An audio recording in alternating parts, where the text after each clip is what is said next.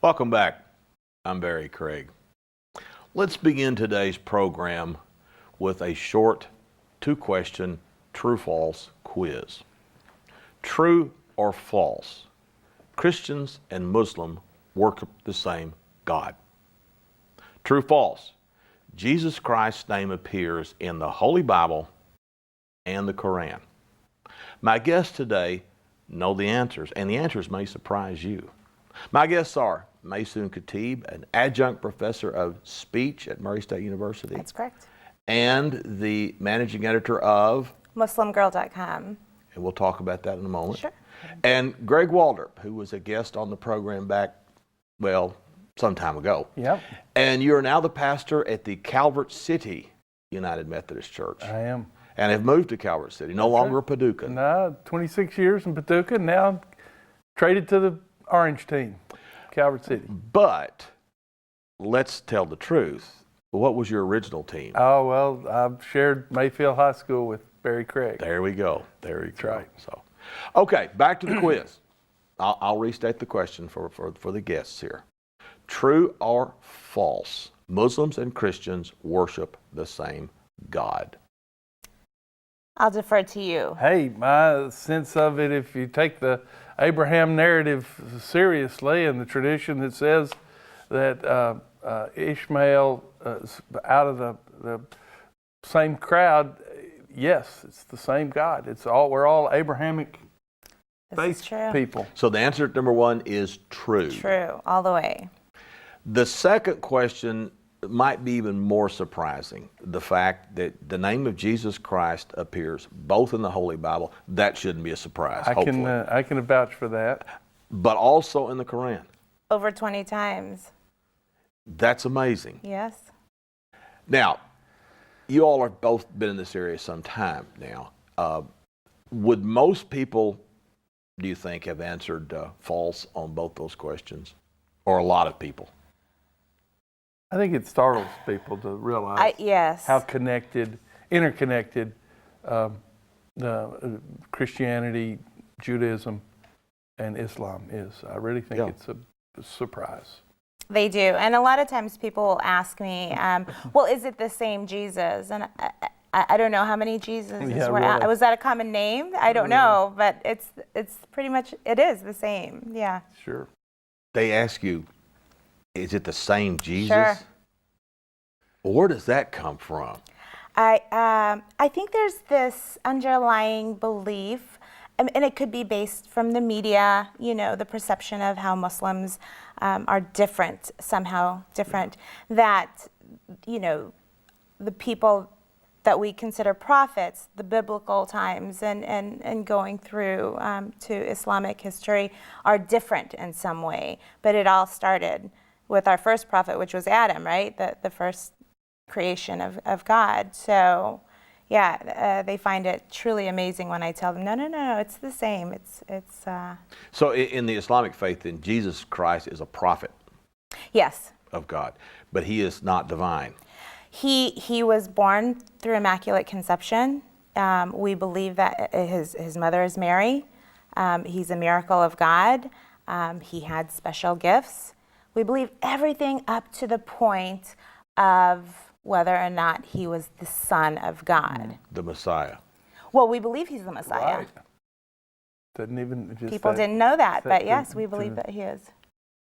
That's right. So I know we've talked before, Maysoon and I. Which, by the way, there's plenty of Christians.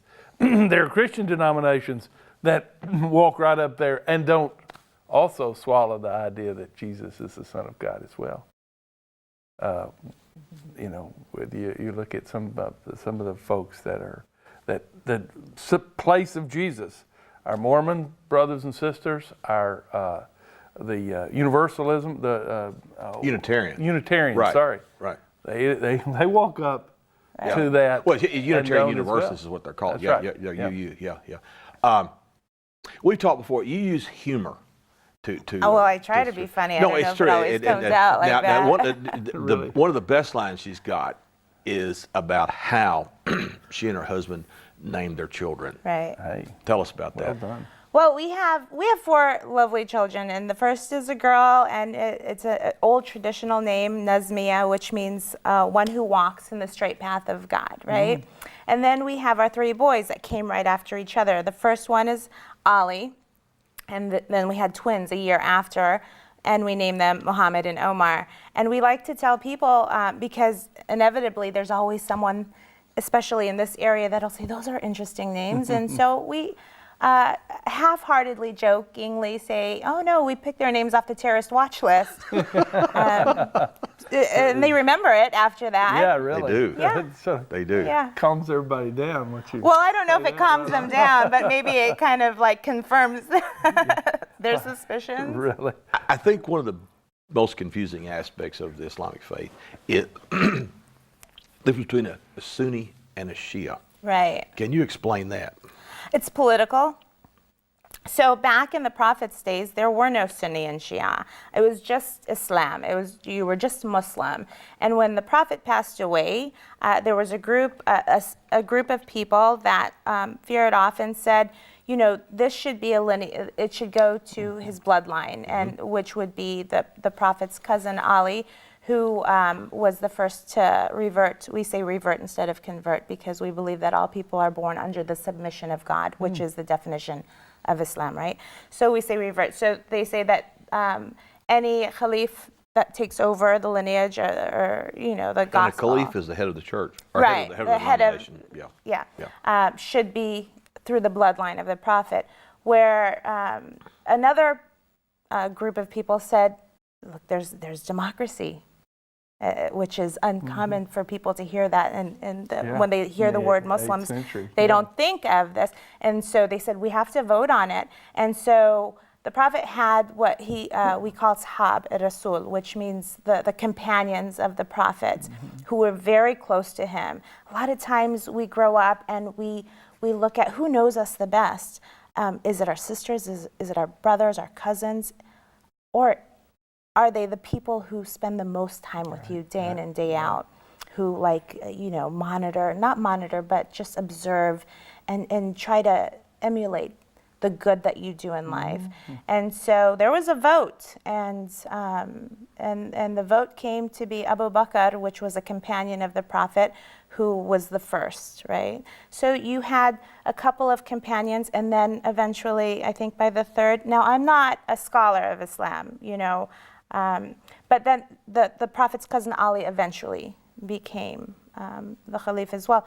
So there are certain groups that veered off and said this was wrong from the beginning. After his death, it should have gone to the Prophet's cousin. And that's where the political differences lie. But we see that here. I mean, Sure. In the States, when you have presidential candidates, whether they be married to them or sons of them, and then, monarchies. We're totally against monarchies, right? So, and that's where the whole democracy comes in. Let's vote on this. Let's discuss this.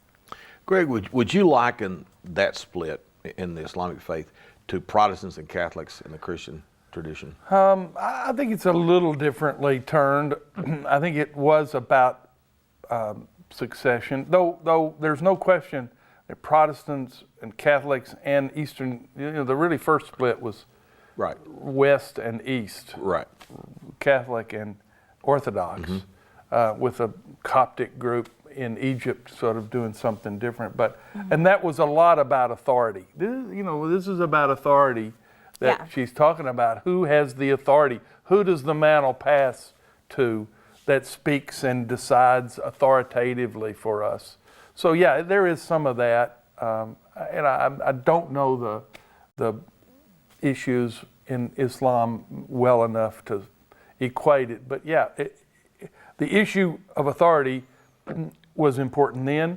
By the way, it's still the issue that we're wrestling with the most in this culture, is by what authority do we operate? Do we act? How do we decide?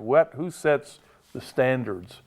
And we still know in this country the rigors and the tensions of different authorities and what it's trying to what it does. How when you pick one authority over another, it sets you in different directions. Sure. It really does. I mean, we can look at my home, for example. My kids looking at who's the authority, the father or the mother, and the father is the head of the household, but a lot of times they come running to me. Sure. Right.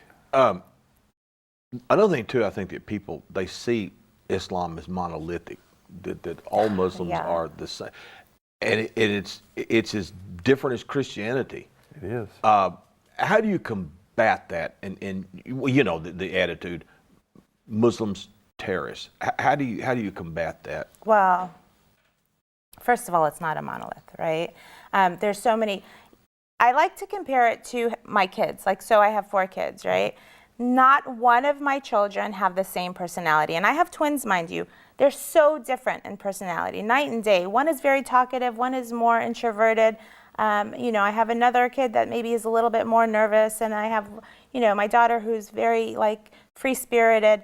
And so it's the same with Muslims, right? So we have the book, we have the Quran. There's one book, there's a belief in one God, there's a belief in the last prophet was Muhammad. The way that we choose to practice may be different from household to household, because a lot of culture becomes part of how we practice our faith as well. So there is a straight line on what we believe in. There are 5 pillars that we must adhere to. But in terms of cultural influence, that just depends on what region of the world that you're from. Right.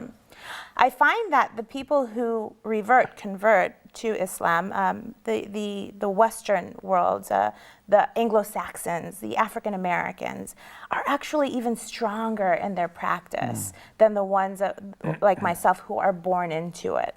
We kind of take it for granted at times. I think that's often the case, that the converts or reverts tend to be more zealous than folks. Another thing too is, I think a lot of people think that all Muslims are Arabs. No. And that is not true. Turks, Iranians, Malaysians, Malaysians. Actually, Indonesia has the largest amount of Muslims. And in America, the largest percentage of Muslims, I believe, are African American. So Arabs are kind of somewhere in the middle. Mm-hmm.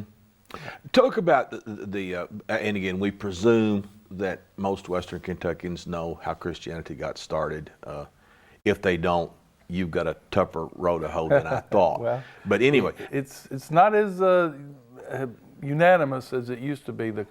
The underpinnings, the things the images of the faith, Judeo-Christian and/or Islam, are not as widespread as they used to be. There's a lot of,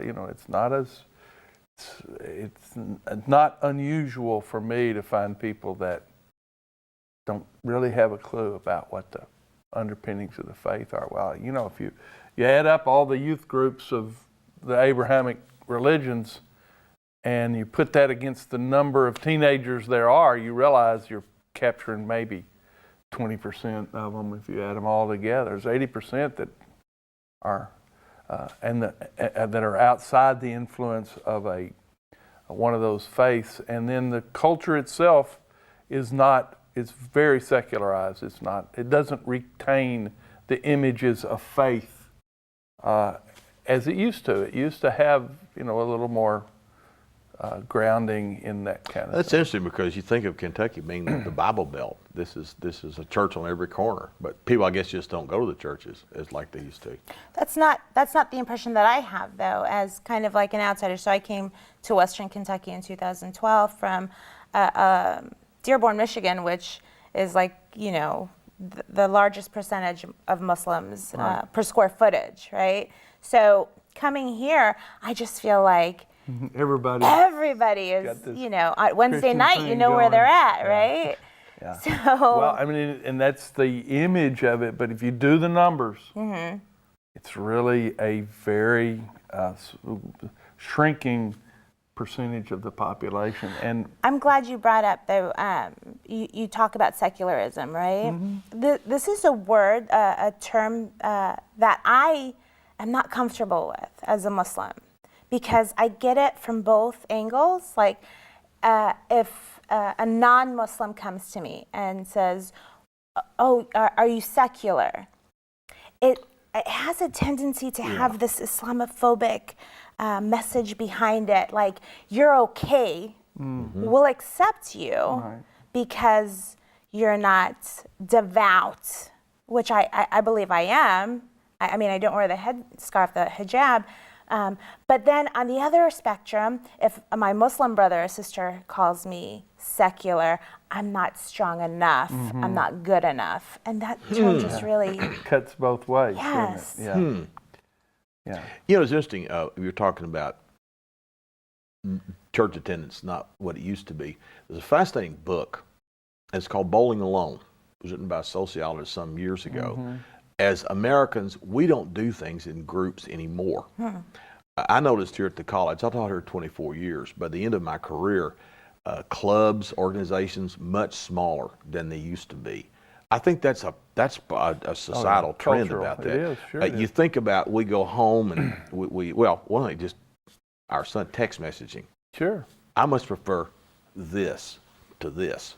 But you know, it was so funny. After class, you go outside in the halls. All the kids are doing this. It's like, what is so important? And I think that's also part of this. it could be. It is. Talk about the beginning. I know you're not a theologian. That's fair enough. But the origins of Islam with Muhammad. How did all of it get started? Well, I mean, he was an orphan. And so he spent a lot of time meditating, right? So he would go to a remote area and meditate because he believed that there was more to life than just what met the eye, right? And then one evening as he was meditating, he received a message from the angel Gabriel. Who is found in the Jewish and Christian faith. Gabriel is pretty well known. Yeah, and so in Arabic we say Jibril, but in English it would be translated to Gabriel.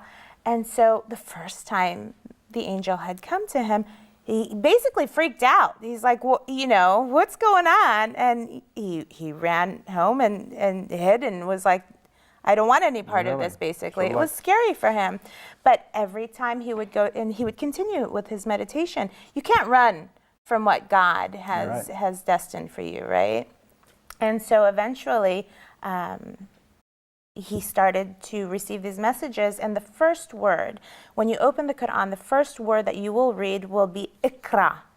Iqra meaning read, seek knowledge. And so basically he was given the message that you will seek this knowledge and I will give you this knowledge. And he was actually illiterate. So the prophet did not read, did not write, but he had this amazing gift of memorization. And this is why we always say that the Quran needs to be read in Arabic to not lose translation, because once you translate anything from one language to another. So I know that the Bible, the original text is Greek. Well, the Old Testament, the Hebrew scriptures are Hebrew. Okay. And then the New Testament, the Jesus' words are Greek. Yeah, and so once you start translating it, some of the meaning may or may not be different than what the original, it just depends on who translated it, right? Yeah. So that's why we always say in order to fully understand the Quran, you have to read it in Arabic. And this is how we knew that what was placed in the Quran from resuscitation from the prophet was accurate, because he would go to a scribe and he would recite it, and then the scribe would have to write it all down and then recite it back. And because he had it memorized, he knew if there was something off or not. So and we believe the Quran are the original words from God. Well, and by the way, that is completely that is the same heart of Judeo-Christian as well. It is a spoken language. It is a spoken word. It is all of the people. Everybody reading is maybe 100 years old. Right. These words were written to strike your ear. Yes. And it is, whether it's Old Testament, New Testament, or the Quran, it is made, all the clues about what's important and what matters and what you need to pay attention to are written for your ears, not for your eyes. Yes. So people do read along with me when I'm reading the scripture. Sometimes I'm not mad about that, but the truth is, I want people to hear it. Right. Also. To feel it. That's right. To hear what is happening there. I even say if you're reading by yourself, as crazy as it may feel, you ought to read it out loud. Oh, absolutely. So it strikes your ears. Everything I write, I read out loud before I submit it. The other thing, by the way, is that in terms of about reading it out loud and memorized, it's still the case that in Jewish life, when somebody's reading the scripture, and again, remember the Hebrew scriptures were written without vowels originally. And they were written without vowels because they wanted to make sure nobody just read it on their own and tried to interpret it by themselves. Oh, that's interesting. They were written without vowels because it required a teacher to tell them which vowels it was there. And as they told the vowels, they would then tell them the meaning of this. And so to this day, the tradition is if you're reading along in the synagogue and you misspeak it, the people who hear you are required to stand up and correct you. Yes, that's right the same there. with us as well. They're required. It is so important to hear it right. And it's recited very melodic. Yeah, and it's written very melodic. Right. So like in the opening line, we would say Bismillah ar-Rahman ar-Rahim. It's like and I think in the Hebrew as well. So in the name of the most gracious, the most merciful, right? And so it also helps you memorize. Oh yeah, exactly. It would. There are multiple versions of the Bible. Are there multiple versions of the Quran as well? No. Know that we have the Revised Standard Version, the King in terms James of Bible. translating it into English. Yeah. Okay. So when you translate it into English, there are translated versions, but we always say this is not the actual text. I mean, in order to really understand, people practice for years on this memorization and learning how to read and the Arabic alphabet and all of that in order to state that, yes, I'm Hafiz, like I am familiar, I've memorized the Quran. So the other thing we were talking about was, and of course I taught history for years, is during the Dark Ages, it was called in Europe, learning was kept alive in Muslim universities. And of course, what part of science do we owe Islam? Numbers, Arabic numbers. We all use Arabic numbers. Yeah, I often tell people, look, I'm not apologizing for anything except for algebra. Yeah, I'm really sorry I'm glad you brought that up because I was going to if you didn't. That tripped me up. But it's fascinating. You'll see something written in Russian or Chinese or Japanese or Korean, and it'll be a number 2, 3, 4, the same. Which I think a lot of people don't realize that these Muslim universities kept learning alive during the period when learning was not emphasized in Europe. I think the other thing about it is at the time of the Prophet is that there was some pretty revolting conditions that he was reacting to. Largely Christian based and Christian. It was revolting what the Roman Empire, baptized by Constantine, had become, and he was responding out of some very revolting, as one of my favorite preacher says, you don't rarely have a revolution without revolting conditions that trigger it. True. That's absolutely true. And that was going on as well, Mr. Historian. You're absolutely you're right absolutely about that. Alert us to that better than. Talk a little bit about Muslim Girl because we are running out of time. Sure. So I'm the managing editor of this fabulous online magazine that was founded by a young lady when she was 17 in her bedroom. It was as a result of 9/11 and how, the media always had specialists come on and talk about the Muslims, but none of them were Muslim. Really? right? Or they would talk about Muslim women and the oppression or the suppression, right? The submissive, but they would always be by women who weren't Muslim. And this came from a millennial, and we hear so much about millennials and how, they're not as Different hardworking, breed, right? different breed, But no, yeah. that's not true because they're go-getters. And it's the age of the internet and the age of, social media. And she said, one day I got on and it was a coping mechanism for her, and it was therapeutic, and she started this blog thinking that who's going to read it? Little by little, it just grew into this phenomenon. So last year we had over 10 million hits, and it's not just Muslims reading MuslimGirl.com. It is non-Muslims, men, women, across the board. And so it's amazing right now because every day we get letters from people who are not Muslim, who are strong, devoted Christian people that thank us, like, thank you. Because prior to reading this article on, your faith or special supplications that you make, I thought that you guys were terrorists. Yeah. Or I thought that you hated America, or I thought, and for us, it's like, a lot of us were born here. Sure. And then the ones that weren't, I'm writing an article right now on Muslim immigrant female powerhouses and their contributions to America. And, without them, I wonder how our country would Very be. differently turned. Is it subscription based or is it? No, it's online, MuslimGirl.com. So, we have subscription boxes. We have a care package after this last election that we started called the Muslim Girl Care Package. It's $20 a month, and you can get like a little package of things to keep you motivated, for women all the time. But no, and just the readership keeps increasing and the message keeps going. And we like to state that we're reclaiming our narrative because we're tired of people speaking over us. Really? It's our turn to, Neat. let our voices out. We have run out of time. And I told you it would go fast. Too fast. So Too fast. It always does. Well, let's do this again sometime. Hey. Sure. Great. Wonderful. My guests today were Maysoon Khatib of Murray and Greg Waldrop of Calvert City. I'm Barry Craig. Thank you for joining us. We'll see you next time.